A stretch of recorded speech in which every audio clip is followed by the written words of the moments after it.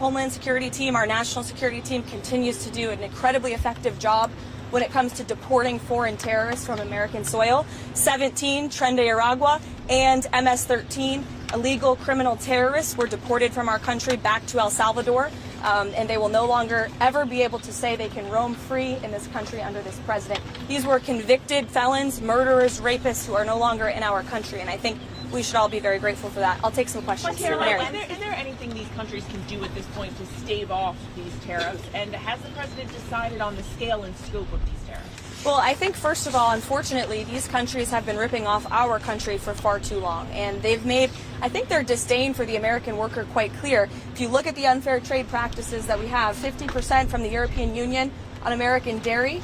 You have a 700% tariff from Japan on American rice. You have a 100% tariff from India on American agricultural products. You have nearly a 300% tariff from Canada on American butter and American cheese. This makes it virtually impossible for American products to be imported into these markets, and it has put a lot of Americans out of business and out of work over the past several decades. So it's time for reciprocity, and it's time for a president to take historic change to do what's right for the American people, and that's going to take place on Wednesday. And what about the scope of them? He said yesterday he would be more generous. What does that mean?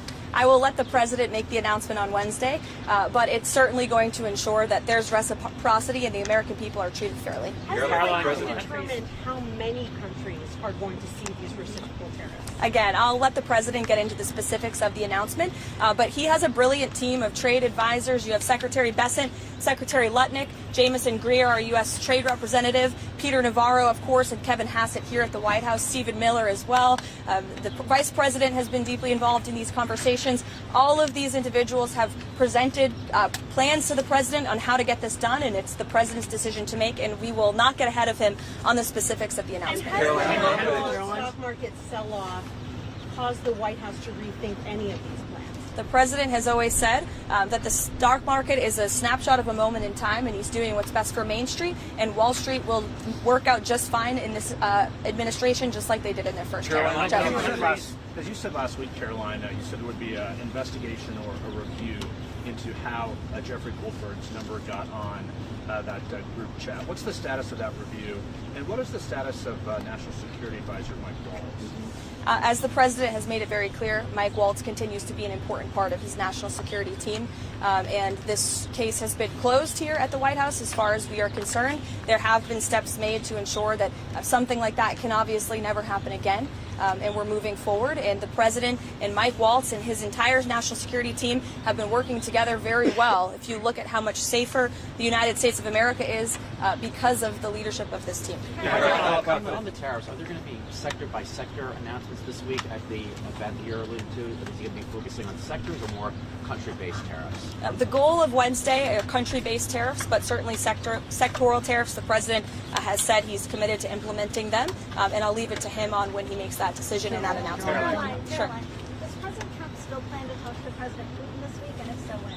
I don't have a readout for you on that call, but as always, we'll provide a readout. Usually the president likes to let you guys know first, especially for big calls like that. Steve? Exemptions for farmers being considered for these tariffs? No exemptions at this time.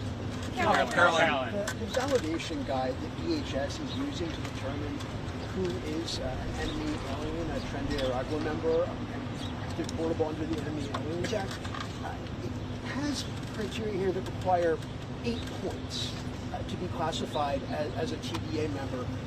You can get classified by simply having certain symbols in your tattoos and wearing certain streetwear brands. That alone is enough to get someone classified as TDA and sent to El Salvador. That's not true, actually, Andrew. According to this document, it is. No, according to the Department of Homeland Security and the agents, have you talked to the agents who have been putting their lives on the line to detain these foreign terrorists who have been terrorizing our communities? TDA is a vicious gang that has taken the lives of American women, and our agents on the front lines take deporting these people with the utmost seriousness, and there is a litany of criteria that they use to ensure that these individuals qualify as foreign terrorists and to ensure to ensure that they qualify for deportation.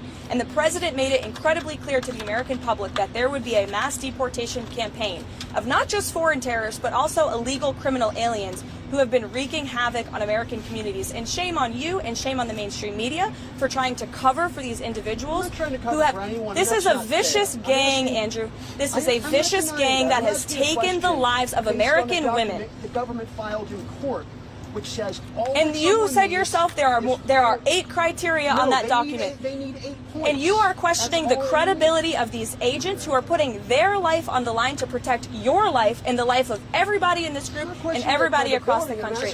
And their credibility should be questioned. They finally have a president who is allowing them to do their jobs, and God bless them for doing it. Karoline, what method would the president use to potentially run for a third term? As he said, there are methods there. Look, you guys continue to ask the president this question about a third term, and then he answers honestly and candidly with a smile, and then everybody here melts down about his answer.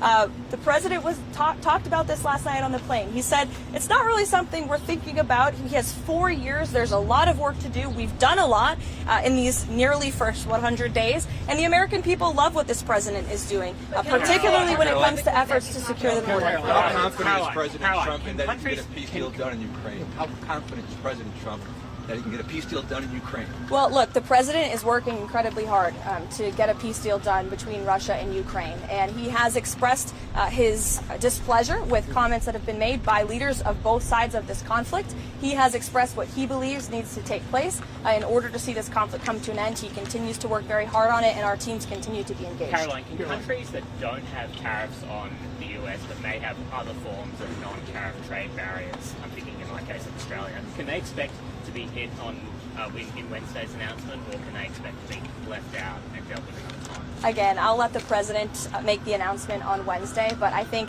any country that has treated the American people unfairly should expect to receive a tariff in return on Wednesday. Karoline, you talk about the European Union. Is the president expected to impose those tariffs in blocks, or will he distinguish countries within those trading blocks? Again, I will let the president get into the specifics of the announcement. It's his announcement to make. It's going to be very exciting. We'll see you guys in the Rose Garden. And you will also hear directly from the president if you have any lingering questions. 5:30 this afternoon, or evening rather, although it's really afternoon for us. That's about midday for this president because he works all night. But he'll be signing an executive order. It will be the in-house pool in the Oval Office, and we'll see you all there. Thanks, guys. Thank you, Karoline.